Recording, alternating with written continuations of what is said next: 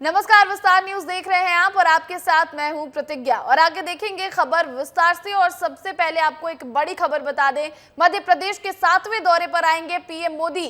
6 मई को खरगोन आएंगे प्रधानमंत्री नरेंद्र मोदी। नवग्रह मैदान में गजेंद्र सिंह पटेल के पक्ष में करेंगे जनसभा। खरगोन बड़वानी समेत 8 सीटों को साधेंगे प्रधानमंत्री। और खरगोन बड़वानी सीट पर 13 मई को चौथे चरण के तहत वोटिंग होनी है।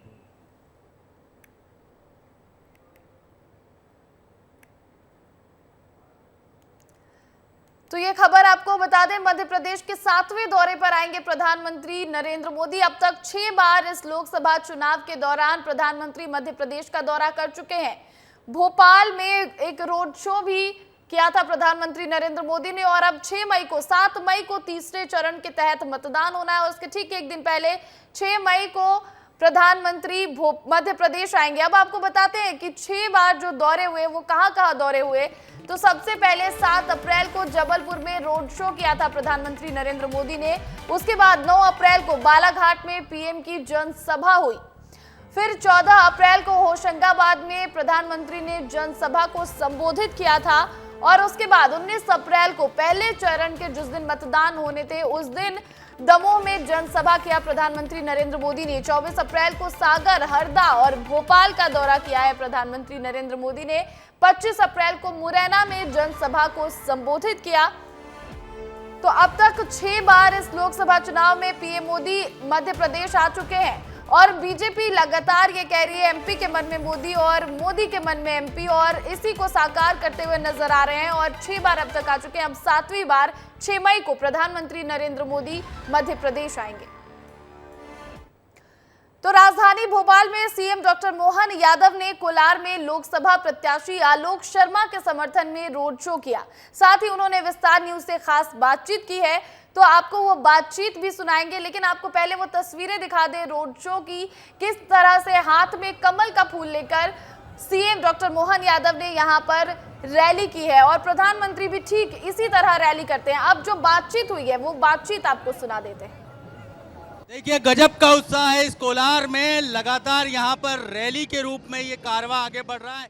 इस समय मुख्यमंत्री डॉक्टर मोहन यादव लगातार लोगों का अभिवादन कर रहे हैं। आप ये हुजूम देखिए, उससे आपको पता चलेगा कि क्या स्थिति है, कितना लोगों में उत्साह है, किस तरह से लोग जो है लगातार इस कारवे के साथ आगे बढ़ रहे हैं। साथ ही हम ये भी बताना चाहेंगे कि ये वही रथ है जिससे प्रधानमंत्री ने जो है अपनी रैली में पार्टिसिपेशन किया था। उसके बाद इसी रथ पर सवार हैं मुख्यमंत्री डॉक्टर मोहन यादव। हम डॉक्टर मोहन यादव से बात करेंगे, उनसे जानेंगे कि आखिर जो है वो क्या महसूस कर रहे हैं। सर, निश्चित रूप से भाजपा की जीत की महक आ रही है। जनता भाजपा के साथ है और रिजल्ट आपके सामने दिख रहा है। बिल्कुल सर, ऐसा लग रहा है बिल्कुल कारवां जो है इसी तरह से जो है पूरे शहर का हमने देखा। आप आ जाते हैं तो गजब का उत्साह बन जाता है। देखिए, कार्यकर्ताओं का प्रेम, स्नेह, मोदी जी के प्रति विश्वास है और वो रिजल्ट दिख रहा है हमको। मोदी जी के प्रति जिस ढंग का माहौल बना है पूरे प्रदेश में, भोपाल में, कोलार विधानसभा में, मैं रामेश्वर जी शर्मा की विधानसभा में घूम रहा हूँ। मेरे साथ हमारे भाजपा के लोकसभा प्रत्याशी आलोक शर्मा जी है, रामेश शर्मा जी है,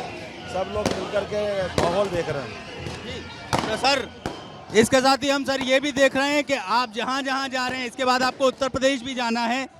वहाँ भी जो है गजब का उत्साह, हर प्रदेश में गजब का उत्साह है। देखिए, भाजपा के मैं पूरा देश है और कांग्रेस को पता नहीं चला कांग्रेस का जाने वाला है। सर, केंद्र और राज्य की योजनाएं हैं, इसके साथ साथ में मोदी की गारंटी है।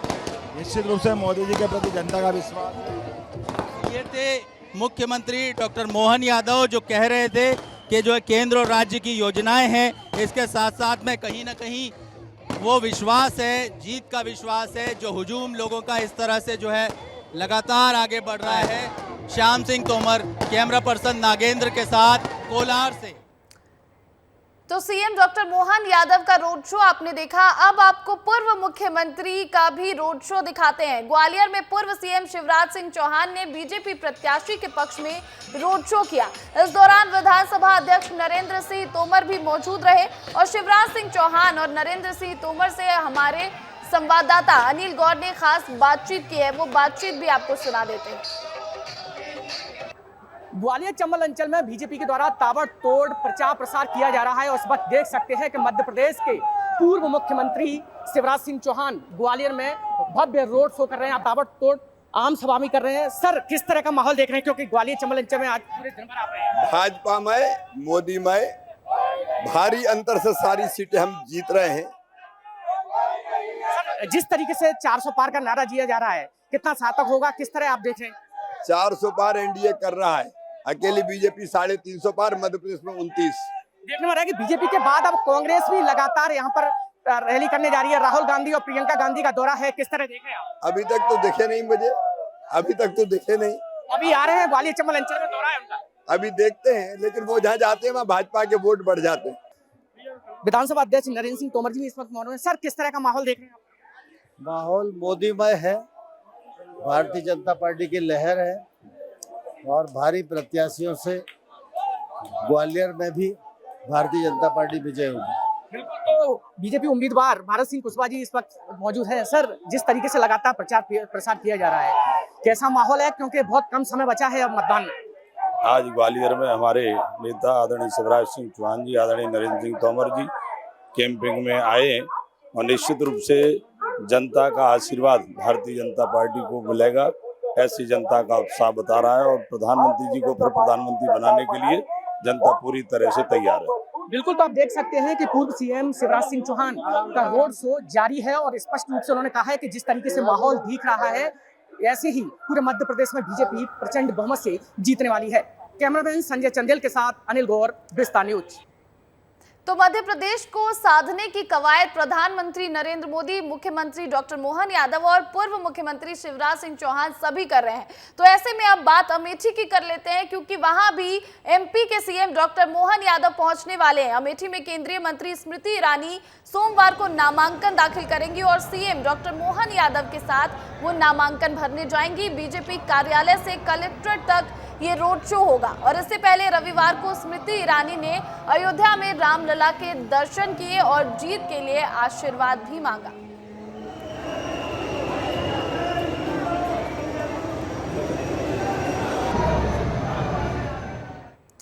और देश में सब कुछ मोहन मोहन होने जा रहा है। दरअसल एमपी के सीएम मोहन यादव अब यूपी में पार्टी के लिए प्रचार की बागडोर अपने हाथों में संभालने जा रहे हैं। वो सोमवार को अमेठी पहुंचेंगे, जहां स्मृति ईरानी की नामांकन रैली का हिस्सा बनेंगे। और पहली बार सीएम बने मोहन यादव उत्तर प्रदेश के लिए क्यों इतने जरूरी हैं, ये भी आपको बताते हैं विस्तार से। यूपी में मोहन की राधे राधे, राहुल गांधी के खिलाफ मोहन वाला प्रचार। 11 दिसंबर 2023।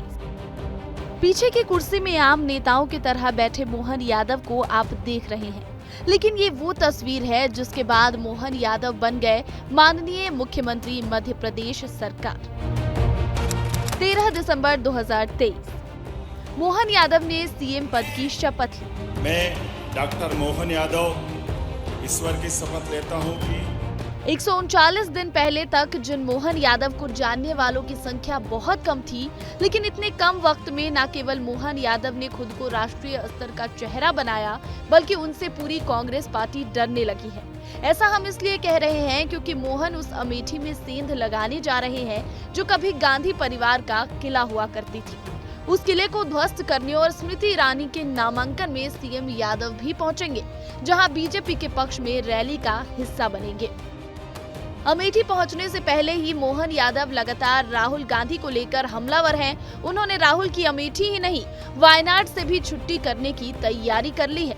राहुल बाबा जिनके लिए उत्तर भारत से तो अपनी सीट बचा नहीं पाए, लेकिन ऐसे कई मजाकिया बात करते करते हमारे धर्म को अपमानित करते हुए, युवा शक्ति महिलाओं को अपमानित करते हुए, वो भागते भागते पिछले चुनाव में बुरी तरह हारते हुए उत्तर प्रदेश छोड़ करके दक्षिण के राज्य में पहुंचे। और इस बार जो चारों तरफ की हमारी 10 दिशाओं से समाचार आ रहे हैं कि निश्चित रूप से इस बार के चुनाव हो सकता है उनको केरल के बाद आगे समुद्र पार करके कोई और जगह जाके चुनाव लड़ना पड़े। मोहन यादव एमपी के सीएम हैं, उनको प्रचार के लिए अमेठी बुलाया जाता है, लेकिन वो अमेठी तक ही सीमित नहीं है, बल्कि पिछले दिनों उन्होंने रायबरेली से प्रियंका गांधी के चुनाव लड़ने की खबरों के बीच उनके गांधी टाइटल पर ही सवाल उठाए थे। हमारे यहाँ तो बेटी विदा हो जाए तो विदा होते उसका सरनेम जो वहाँ का लगता वो लगाते हैं, लगाते कि नहीं लगाते। लेकिन ये वोट के भूखे लोग ये वोट के चक्कर में अपना सरनेम भूल रहे हैं। आज भी गांधी लगा के प्रियंका भी गांधी हो गई। अरे भैया कहाँ से हो गई गांधी? वो असली गांधी के परिवार वाले तो आज भी बेचारे पता नहीं कहाँ होंगे कि नकली गांधी वोट के चक्कर में गांधी गांधी के नाम पे वोट ले रहे हैं। ये जनता सब हिसाब चुकता करेगी। गांधी परिवार की नहीं बल्कि सालों से यादव वाली राजनीति करने वाली सपा के खिलाफ भी मोहन यादव एक्टिव नजर आते हैं।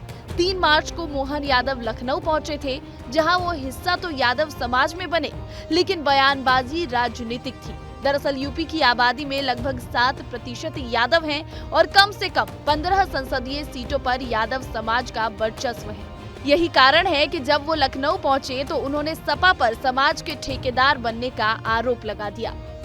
ऐसा माना जाता कि समाज का एक ही परिवार ठेकेदार है। मुझे इस बात की प्रसन्नता है, समाज किसी का ठेकेदार वाले को व्यवस्था से अपने आप को बाहर लाता, जिसकी अपनी स्वयं की पहचान है, और ये होना भी चाहिए। वो कैसी और कितना समाजवादी पार्टी और अखिलेश यादव को नुकसान पहुंचा सकते हैं, वो भी मोहन यादव ने यूपी से अपना कनेक्शन बताकर बता दिया। मेरे तो इसलिए और गौरव की बात है कि 200-400 साल पहले मेरे फोरफादर, मेरे पूर्वज यहीं से गए थे, तो आजमगढ़ और उत्तर प्रदेश से मेरा विशेष रिश्ता भी है।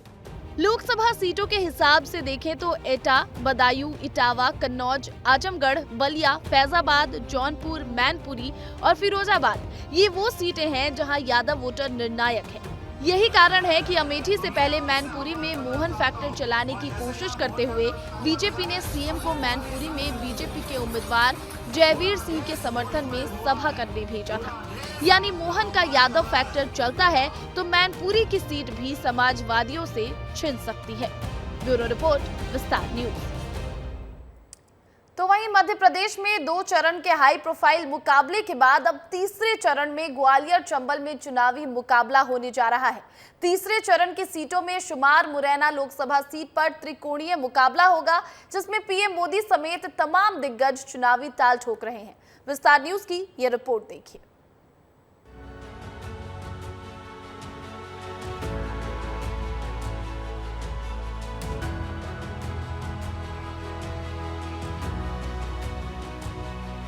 मध्य प्रदेश के हाई प्रोफाइल मुकाबलों में सियासत का हॉट सेंटर ग्वालियर चंबल बन चुका है।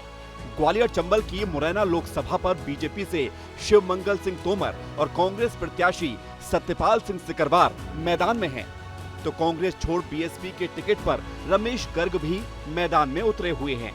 रविवार को रमेश गर्ग के समर्थन में बीएसपी सुप्रीमो मायावती ने चुनावी सभा की और बीजेपी कांग्रेस पर जमकर निशाना साधा। आपके मध्य प्रदेश स्टेट में भी, खास तौर से आपके ग्वालियर रीजन में भी 1-2 ऐसे स्वार्थी किस्म के लोग हैं, तो जिन्होंने अपना छोटी छोटी पार्टी बनाकर तो कांग्रेस का मकसद हल पूरा किया, बीजेपी का भी किया। वो बात बाबा साहब की करते हैं, काम वो गांधी जी का करते हैं। तो इस किस्म के जो लोग हैं, उनके जो कैंडिडेट है, उनको आपको वोट नहीं देना है, अपने बेस वोट को आपको बंटने नहीं देना है। मुरैना लोकसभा का दंगल कितना रोचक है, इसका अंदाजा इसी बात से लगा लीजिए कि पहले प्रधानमंत्री नरेंद्र मोदी मुरैना सीट पर हुंकार भर चुके हैं, जहां उन्होंने कांग्रेस पर जोरदार प्रहार किया था। सरकार में हुए विकास को भिंड, मुरैना, ग्वालियर के वो लोग और ज्यादा अनुभव कर रहे हैं, जिन्होंने कांग्रेस का वो काला दौर देखा है। प्रधानमंत्री नरेंद्र मोदी और मायावती के चुनावी सभा करने के बाद अब कांग्रेस की महासचिव प्रियंका गांधी भी 2 मई को चुनाव प्रचार के लिए मुरैना पहुंचेंगी। लेकिन मुरैना का महामुकाबला इतना दिलचस्प क्यों है, ये भी आपको बताते हैं। मुरैना लोकसभा सीट पर त्रिकोणीय मुकाबला, बीएसपी उम्मीदवार की मौजूदगी बिगाड़ सकती है गणित। सीट पर ठाकुर, ब्राह्मण, दलित मतदाता निर्णायक। 2019 चुनाव में बीएसपी को मिले थे 1,50,000 वोट। बीजेपी के वोट बैंक में सेंध लगाने की बीएसपी की कोशिश। मुरैना लोकसभा में आती हैं 8 विधानसभा सीटें, 5 विधानसभा सीटों के साथ कांग्रेस की मजबूत पकड़। लेकिन तमाम समीकरणों के बावजूद बीजेपी को पूरा भरोसा है कि मुरैना का महामुकाबला वो आसानी से जीत रहे हैं। सियासी दावों से इतर ग्वालियर चंबल का चुनावी दंगल ऐसे भी सियासत में खास पहचान रखता है। कांग्रेस के प्रत्याशी नीतू सिकरवार पहले हमले का आरोप लगा चुके हैं। अब देखना ये होगा कि चुनाव से पहले और क्या सियासी रंग चंबल में देखने को मिलते हैं। ब्यूरो रिपोर्ट, विस्तार न्यूज। खबरों में आगे बढ़ते हैं और अब बात उस लोकसभा सीट की जहां से सिंधिया परिवार चुनाव जीतने की पुरजोर कोशिश कर रहा है। प्रियदर्शनी राजे सिंधिया गुना लोकसभा क्षेत्र में अपने पति ज्योतिरादित्य सिंधिया के लिए जमकर चुनावी प्रचार कर रही है। इस दौरान प्रियदर्शनी राजे सिंधिया के अलग अंदाज की चर्चा भी जोरों पर है और इस बार उन्होंने बाजार में जनसंपर्क के साथ कोलारस के मशहूर पान और नाश्ते का जायका लिया। कोलारस बस स्टैंड से गुजरते हुए प्रियदर्शनी सिंधिया ने अचानक गाड़ी रोककर क्षेत्र के मशहूर पान और मिठाई का लुत्फ उठाया। प्रियदर्शनी राजे रुकी तो लोगों की भीड़ लग गई। उन्होंने 1 किलोमीटर पैदल चलते हुए व्यापारियों से मुलाकात और उनसे बातचीत की। इसमें आपने कुछ लगाया है? आप इस पान और मध्य प्रदेश की राजधानी भोपाल में आयुष्मान भारत में 70 प्लस के सीनियर सिटीजन को 5 लाख तक की सहायता देने वाली योजना का शुभारंभ हो चुका है और खुद सीएम डॉक्टर मोहन यादव ने इनके आवेदन पर हस्ताक्षर किए और मुख्यमंत्री ने कहा कि 70 साल से ज्यादा के नागरिक जो किसी भी जाति, आयु और वर्ग के हो उनको इसका लाभ मिलेगा। मोदी जी की जो गारंटी मिली है उसके फॉर्म भरवाने की शुरुआत हो रही है। हम सब मिलकर ये अभियान चला रहे हैं। लगभग 40 लाख बुजुर्गों को इसके तहत लाभ मिलेगा।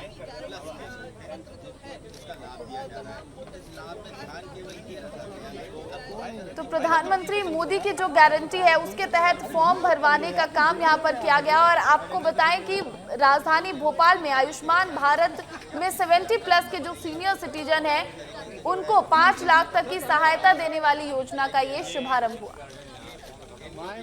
यशस्वी प्रधानमंत्री द्वारा जो 70 प्लस अर्थात 70 साल से ज़्यादा जितने भी बुजुर्ग वरिष्ठ नागरिकगण हैं, वो माताएं हैं, बहनें हैं, हमारे बुजुर्गगण हैं, वो किसी जाति समुदाय के हों, किसी धर्म के हो या किसी आयु वर्ग के साथ आय वर्ग के भी हो, वो चाहे इनकम टैक्स वाले हो या कोई भी हो, ऐसे सभी वरिष्ठ जनों के लिए 70 साल से बड़े होने के कारण से उनका आयुष्मान योजना के माध्यम से 5 लाख तक का निःशुल्क उपचार किया जाएगा। ये जो माननीय मोदी जी ने गारंटी दी है उसका ये संकल्प पत्र, गारंटी पत्र भरने का एक तरह से हमने अभियान चला। पूर्व मंत्री इमरती देवी का कथित ऑडियो वायरल हो रहा है जिसमें वो कांग्रेस प्रत्याशी की मदद की बात कर रही हैं। वायरल ऑडियो में इमरती देवी फोन पर फूल सिंह बरैया को लेकर बातचीत कर रही हैं।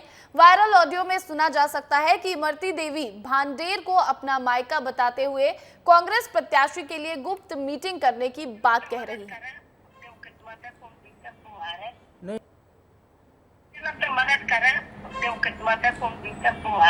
नहीं अपन तो चाची देखो अपन पूरी तो... और क्षेत्र के लोगों ने भांडर तो हमारा एक तरह का मायका है तो अपने लोगों की माय के बाद उनकी मदद नहीं करेंगे, हम करेंगे बराबर करेंगे। वही हम कह रहे हैं कि बस अपने लोगों को ये आश्वासन चाहिए तो हम सब लोगों में या हम अपने फोन से सबको ने बोल दियो या फिर एक दिन आ जाइयो ने टाइम दे दियो तो चुपचाप गुप्त में एक मीटिंग रख लें या जैसो आप आदेश करो सो अपन कर लेंगे। अपन बरैया को अब आदेश कर रहे हैं आपके अनुसार। और अगली खबर राजगढ़ से कांग्रेस नेता दीपक जोशी ने बड़ा खुलासा किया है। उन्होंने बस स्टॉप बनाने में कमीशन खोरी के आरोप में खुद को अपराधी बताया है। जोशी ने कहा कि सांसद विधायक सबसे ज्यादा ऐसे ही कमीशन लेते हैं।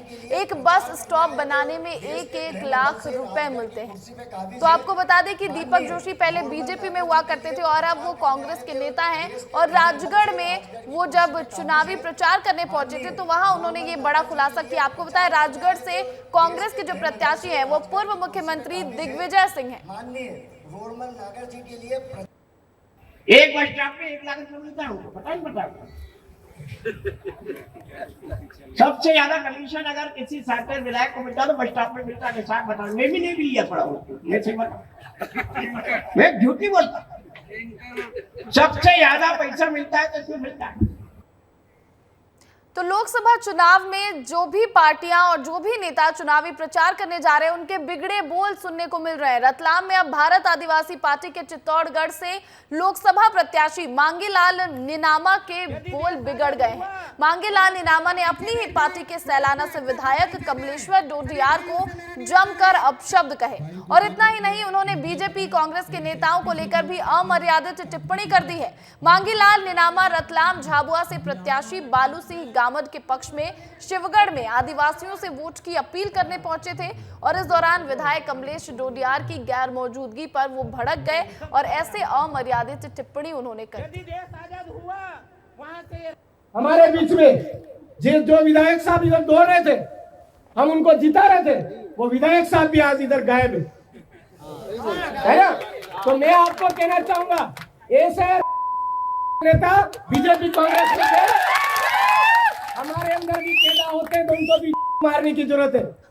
जैसे ही देश के चुनाव की बात आती है वो हमारे लोगों को क्या पट्टी पढ़ाते हैं। अरे ध्यान रखना, ये भारत आदिवासी पार्टी वाले ऐसे हैं, धर्म की राजनीति खेलते हैं, मेन मुद्दे पर नहीं आते, शिक्षा की बात नहीं करते, स्वास्थ्य की बात नहीं करते, सड़क की बात नहीं करते, हमारे पानी की बात नहीं करते।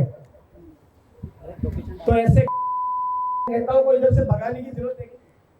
वहीं बीरनपुर हत्याकांड की जांच के लिए सीबीआई की टीम पहुंची और इसको लेकर सियासत लगातार जारी है। साजा विधायक ईश्वर साहू ने विस्तार न्यूज से खास बातचीत करते हुए हत्याकांड के लिए कांग्रेस को जिम्मेदार ठहराया, तो पीसीसी चीफ दीपक बैज के बयान पर भी उन्होंने पलटवार किया। साजा विधायक जांजगीर चांपा जिले के दौरे पर पहुंचे, हम उनसे बात करेंगे। बीरनपुर हत्याकांड में आपके बेटे की भी हत्या हुई थी, आपने सीबीआई जांच की मांग की थी और सीबीआई जो है पूछताछ के लिए पहुंची, क्या आपसे पूछताछ की गई है? नहीं, अभी पूछताछ नहीं की है। क्या आप जो कांग्रेस सरकार उसमें लापरवाही बरती गई थी, क्या कहेंगे? हाँ, कांग्रेस सरकार में बहुत ही लापरवाही बरती गए, कब उसके लापरवाही की वजह से तो आज मैं अपना बेटा खोया हूँ। क्या आप कैसा न्याय चाहते हैं आप? मेरे बेटे के हत्यारा जो है उनको सजा मिलना चाहिए।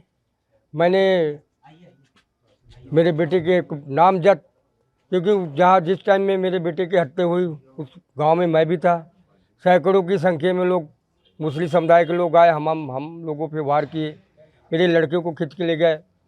पीसीसी चीफ का बड़ा बयान है कि उनका कहना है कि ये जो जांच है वो केवल चुनावी जांच है और चुनाव रहते ही चुनाव है इसलिए जांच करा रहे हैं।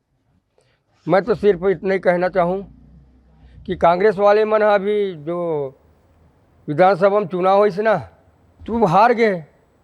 कहाँ 70 सीट रही से 34-35 सीट में आ गए।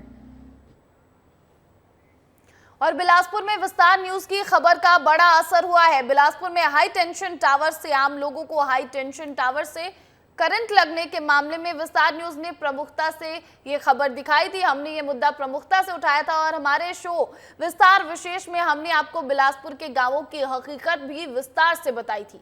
अब इस मामले में हाईकोर्ट के जज ने संज्ञान लेते हुए बिजली विभाग के जिम्मेदारों को नोटिस जारी कर दिया है। तो ये खबर आपको बता दें, जहां विस्तार न्यूज की खबर का बड़ा असर हुआ है। बिलासपुर में जो हाई टेंशन टावर से आम लोगों को परेशानी होती है, हाई टेंशन टावर से जो करंट लगने का मामला था, इसको हमने प्रमुखता से दिखाया था और हमने आपको उस गांवों की हकीकत भी वहां से की विस्तार से बताई थी। और इस मामले में अब हाई कोर्ट के जज ने संज्ञान लिया है और बिजली विभाग के जो जिम्मेदार अधिकारी हैं उनको नोटिस जारी कर दिया गया है। और फिलहाल इस बुलेटिन में इतना ही। मुझे दीजिए इजाजत और बने रहिए विस्तार न्यूज के साथ।